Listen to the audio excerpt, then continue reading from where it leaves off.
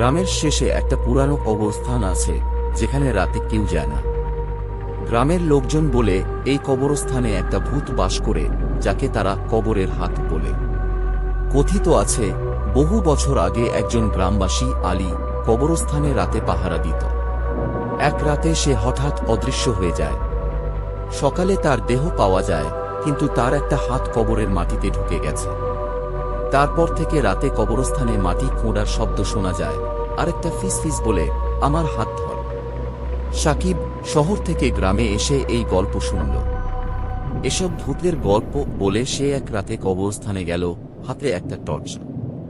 রাত গভীর হতেই সে শুনল খচখচ, যেন কেউ মাটি খুঁড়ছে।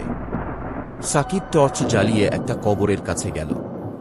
হঠাৎ মাটি থেকে একটা ঠান্ডা হাত বেরিয়ে তার পা চেপে ধরল। একটা কণ্ঠ ফিসিস করল, আমার সাথে থাক। সাকিব চিৎকার করে পালাতে গেল, কিন্তু তার পা মাটিতে আটকে গেল। টর্চের আলো সে দেখল একটা ছায়া, মুখ নেই, শুধু একটা হাত মাটি থেকে বেরিয়ে আছে। সকালে গ্রামের লোকজন তাকে কবরের পাশে অজ্ঞান পড়ে থাকতে দেখল।